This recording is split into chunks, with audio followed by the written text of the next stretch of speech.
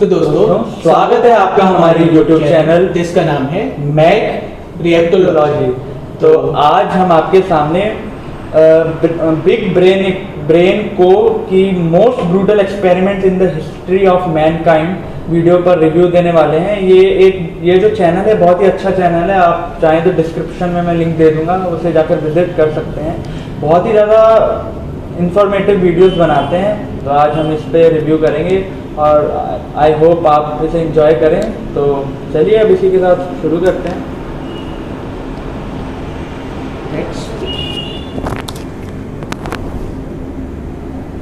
Fan, TV, mobile phone, television और आपके आसपास की हर छोटी या बड़ी चीज़ को अगर आप गौर से देखोगे तब आपको पता चलेगा कि साइंस ने आज के ज़माने में कितनी ज़्यादा तरक्की कर ली है। ये बात तो माननी पड़ेगी कि इस मुकाम तक पहुँचने के लिए इंसान ने बहुत ज़्यादा मेहनत की है, और अगर किसी चीज़ के लिए इतनी ज़्यादा मेहनत की जाए तो उसका फल मिलना तो आवश्यक है। जिस तरह से हर सिक्के के दो पहलू होते हैं, उसी तरीके से इस अच्छी तरक्की के साथ ही साथ कुछ ऐसे एक्सपेरिमेंट्स भी है जिसके बारे में इस दुनिया में काफ़ी कम लोगों को पता है। इसलिए आज के इस वीडियो में हम बात करेंगे कुछ ऐसे एक्सपेरिमेंट्स के बारे में दैट विल डिफाइन कि हमने क्या प्राइस में किया है for this advancement. So make sure to watch this video. मतलब ये तो बात है, मतलब कुछ भी अच्छा करने के साथ बुरा भी होता है, वही बता रहे हैं। Brutal experiment in the history of human Mankind.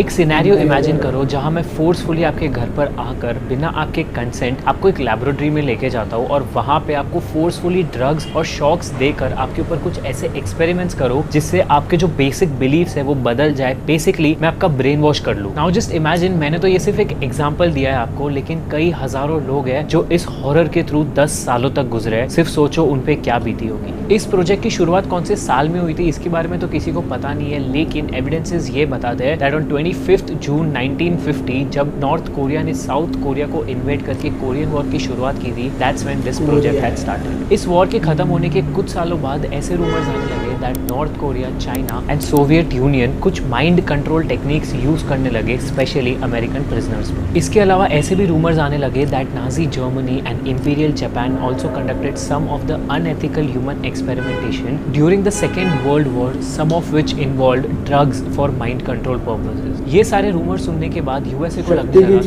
समय काफी पीछे रह गया है, and if there is a technique जिसके थ्रू माइंड कंट्रोल करके वो डायरेक्टली किसी भी वॉर को जीत सकते हैं तो उसे यूज करने में क्या ही हर्ज है। उनके इसी एम को पूरा करने के लिए MK अल्ट्रा नाम का एक प्रोजेक्ट शुरू किया गया that was led by the Scottish American psychiatrist doctor Donald Cameron. इस प्रोग्राम के अंडर कई सारे साइकेट्रिक एक्सपेरिमेंट्स किए गए, और ऐसा भी कहा जाता है that the top secret programme was partially funded by the US CIA and the Canadian government. Doctor Donald ने इनिशियली इस प्रोग्राम को स्किज़ोफ्रेनिया नाम की डिजीज को ट्रीट करने के लिए शुरू किया था, but later on the project started conducting illegal human experimentation to see whether the use of drugs and psychological techniques can be used for brainwashing and controlling a person's mind. जैसे Donald thought कि अगर schizophrenia को ठीक करना है तो किसी भी इंसान की सारी मेमोरीज को मिटा दिया जाए और उसे डी पैटर्न कर दिया जाए, which will bring the person to a child like state. एक बार उस इंसान की सारी मेमोरीज उड़ जाए तो उसे वापस रीबिल्ड किया जा सकता है through a technique called as psychic driving. इस टेक्निक में पेशेंट्स को फोर्सफुली सेडेट करके उनको एक टेप्ड मैसेज सुनाया जाता for 16 hours, that too on loop. इस टेक्निक का पैटर्न कुछ ऐसा था कि 10 दिनों तक एक पेशेंट की पर्सनालिटी को अटैक करने के लिए उसे कंटिन्यूसली नेगेटिव मैसेजेस सुनाया जाते और फिर उसकी पर्सनालिटी को रीबिल्ड करने के लिए उसे 10 दिनों तक पॉजिटिव मैसेजेस सुनाया जाता। और जैसा कि मैंने आपको पहले बताया, ये सब कुछ होता बिना उस इंसान के कंसेंट के। सोचो अगर आपके साथ कोई ऐसा करे।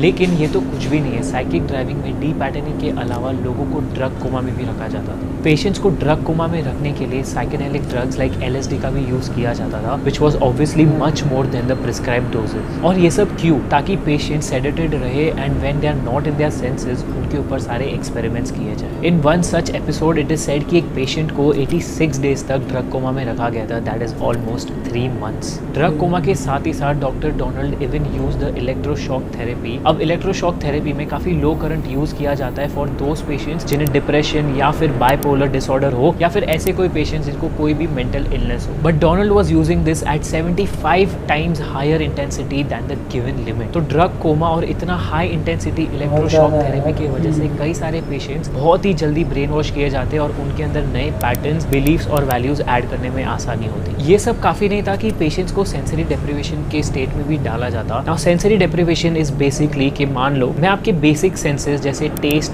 टच, हियरिंग सभी को नम कर दूं and you do not feel anything. Basically you are nothing but a human with flesh. कभी कभार तो पेशेंट्स को और ज़्यादा हेल्पलेस बनाने के लिए उनका फूड और वाटर कंजम्पशन रोक दिया जाता और उनको ड्रग से सेडेटेट किया जाता ताकि उनका फूड और वाटर का जो बेसिक इंटेक है वो बना रहे। ये सब की वजह से जो पेशेंट्स थे वो लिटरली एक न्यूबॉर्न बेबी बन जाते जहाँ उनको अपने बॉडी पर बिल्कुल कंट्रोल नहीं होता, including the bowel movement. Eventually ये प्रोग्राम कब बंद हुआ इसके बारे में किसी को नहीं पता, बट थैंकफुली इट डिड। कई सारे सर्वाइवर्स ने रेट्रोग्रेड एमनीशिया रिपोर्ट किया है। दैट मीन्स कि ये एक्सपेरिमेंट शुरू होने के पहले की कोई मेमोरी उनके पास अभी नहीं है और ना ही कोई स्किल्स है जो उनके पास इस एक्सपेरिमेंट के पहले थे। कई सारी फैमिलीज ने तो ये भी बताया कि इस ट्रीटमेंट के बाद वो पेशेंट्स काफ़ी ज़्यादा इमोशनली अनस्टेबल और डैमेज बन चुके थे। One patient said that she could not remember कि उनके साथ क्या हुआ up to 2 years after the treatment and one of them forgot how to run a business जो वो कई सालों से चला रहे थे। अब क्योंकि ऐसे रूमर्स है कि इसके अंदर CIA और कनेडियन गवर्नमेंट का इन्वॉल्वमेंट था, इसलिए सारा डॉक्यूमेंटेशन डिस्ट्रॉय कर दिया गया and till date nobody knows कि ये एक्सपेरिमेंट किस हद तक गया हुआ है। जितनी भी इंफॉर्मेशन अवेलेबल है इस प्रोजेक्ट पे that was released by the freedom of information act that had a 20,000 pages document. तो इन द एंड ये सारे एक्सपेरिमेंट्स इसलिए हुए बिकॉज सपोजिटली कुछ कंट्रीज इसे ऑलरेडी यूज कर रही थी। तो पावर पाने के लिए हम किस हद तक जा सकते हैं ये आपने देख लिया और इंसान ही इंसान का दुश्मन बन जाता है, जबकि we should all stand in unity.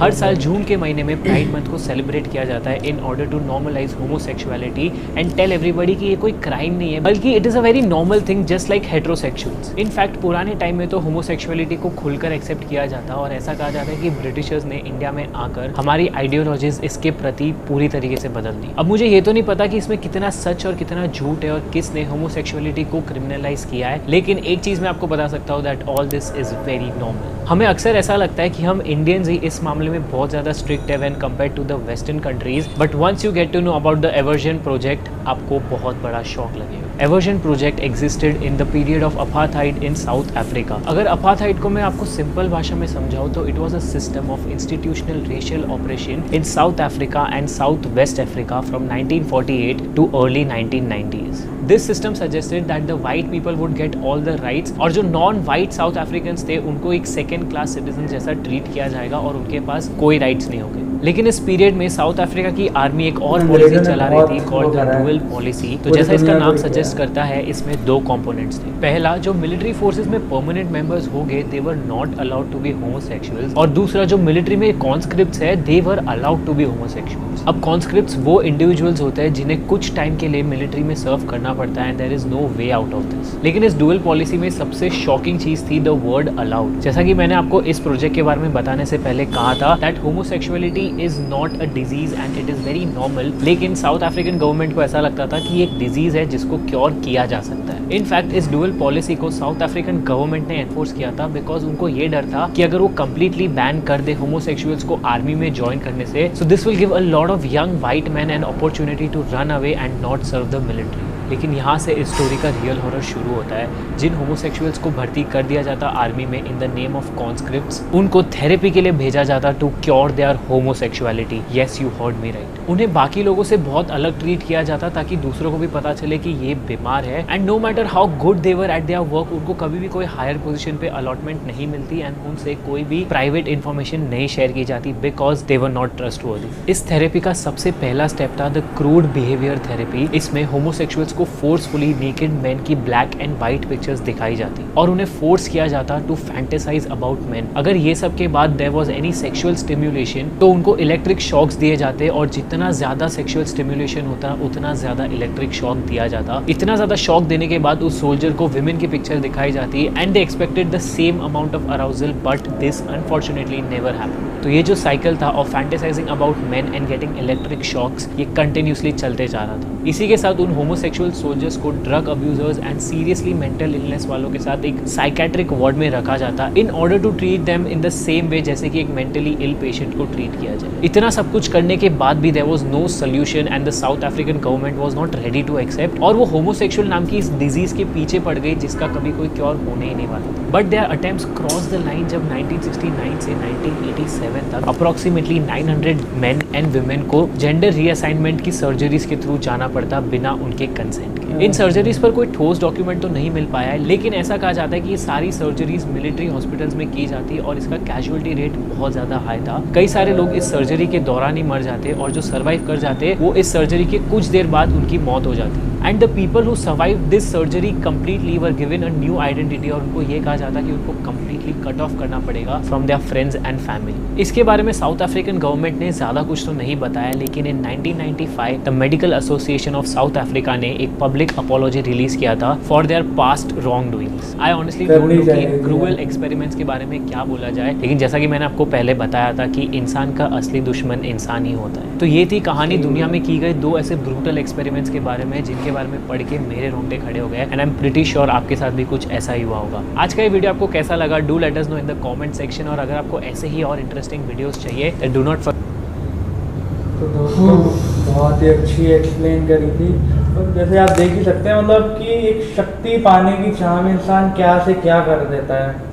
जैसे अमेरिका और रशिया में जो कोल्ड वॉर स्टार्ट हुई थी सेकेंड वर्ल्ड वॉर के बाद, तो दोनों ने अपनी हदें पार कर दी थी। आप जैसे देख सकते हैं ह्यूमन एक्सपेरिमेंट्स कर रहे थे। पहले में बता रहे थे कि उन्हें मतलब पूरा उन्हें इलेक्ट्रिक शॉक देकर उनकी प्रेजेंट उनकी पूरी मेमोरी को ख़त्म कर रहे थे, फिर बार बार नेगेटिव थॉट्स सुना रहे थे, फिर पॉजिटिव थॉट्स सुना रहे थे, जिससे उनका माइंड एकदम फ्रेश हो जाता है और एक कंट्रोल कर सके। मतलब पहले तो ब्रेन वॉश करते हैं, आप जानते होंगे ब्रेन वॉश, ब्रेन का मतलब पहले की सारी मेमोरीज मिटा देना और फिर उसके बाद मेमोरी फीड करना कोई भी। तो उसके बाद वो नेगेटिविटी फैला देते हैं, जैसे कि इसने बताया कि CIA और कैनेडियन सरकार ने करा था। तो वो ऑब्वियसली रशिया और सोवियत संघ और चाइना इन सब के खिलाफ कुछ ना कुछ करने का सोच रही थी। और इलेक्ट्रिक शॉक ड्रग्स दिए जाते थे काफ़ी तरह के, LSD था ना जो तो कितनी ज़्यादा डोज। एक लड़की को तो 86 डेज के लिए मतलब उन्होंने ड्रग्स की उसमें मतलब 3 महीने उसको खाना पानी कुछ नहीं, जितनी भी एसेंशियल नीड्स थी वो ड्रग्स के थ्रू ही करते थे। मतलब कि क्या रहेगा। और किसी की बिल्कुल बिना पूछे मतलब किसी के घर में जैसे बता ही रहे थे, घर में घुस गए, उन्हें मतलब उठा के ले गए, उन पर एक्सपेरिमेंट कर लिया। मतलब कि हद ही पार। मतलब जैसे उन्होंने कहा था एक ह्यूमन ही ह्यूमन का दुश्मन हो सकता है। तो मतलब मेरा तो यही कहना है कि हमें किसी के लिए इतनी मतलब शक्ति की इतनी चाह क्या करनी, एंड में तो हमें मिट्टी में मिल जाना है, खाली आता है, हम खाली हाथ ही जाना है। तो मतलब हमें इतना रखना चाहिए कि हम अपनी लिमिट में रहें। किसी को ज़्यादा अगर किसी चीज़ की अति हो जाए मतलब तो वो अच्छी नहीं होती। और जो दूसरा एक्सपेरिमेंट था उसमें जैसे मैंने बात की होमोसेक्सुअल की, तो किसी को भी किसी से भी दिक्कत नहीं होनी चाहिए कि तुम अपने से मत रखो, तुम उससे क्या मतलब वो क्या कर रहा है, वो क्या चाह रहा है, वो क्या चाह रही है। हाँ, अपने तक सीमित रहना चाहिए। ये कहना चाहिए कि ये एक डिजीज नहीं है, ये पार्ट है हम सब। हाँ, ये सबकी अलग अलग चाहत होती है भाई। तो उसमें उनको अलग अलग टॉर्चर करा गया, बहुत लोगों का सेक्स चेंज ऑपरेशन करा गया, उनमें से 90% तो सर्वाइव नहीं कर पाए। जो सर्वाइव कर पाए उनको अपनी न्यू आइडेंटिटी देकर उनको बोला कि तुमको फैमिली फ्रेंड सबसे कट ऑफ करना पड़ेगा। मतलब घटिया चीज़ें हैं, मतलब ये सब की जरूरत बिल्कुल नहीं है। हाँ, चलिए फिर आज की वीडियो के लिए बस इतना ही। तो फिर आपको मिलते हैं अगली वीडियो के साथ। और अगर आपको वीडियो अच्छी लगी तो वीडियो को लाइक करें और चैनल को सब्सक्राइब करें। और हम ये कहना चाहते हैं कि हम ऐसी वीडियोस आपको बहुत ज़्यादा ज्ञानवर्धक चीज़ें हमारी आपको देते रहेंगे, तो ज़रूर से आप सब्सक्राइब कर लीजिए।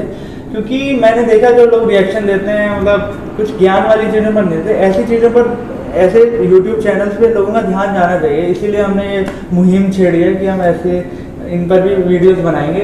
तो बस चलिए फिर आपसे विदा लेते हैं और हम यही कहना चाहेंगे, सर्वे भवन्तु सुखिनः, सर्वे सन्तु निरामयाः, सर्वे भद्राणि पश्यन्तु, मा कश्चित् दुर्भाग् भवेत्। वसुधैव कुटुम्बकम्। जय हिंद, जय भारत।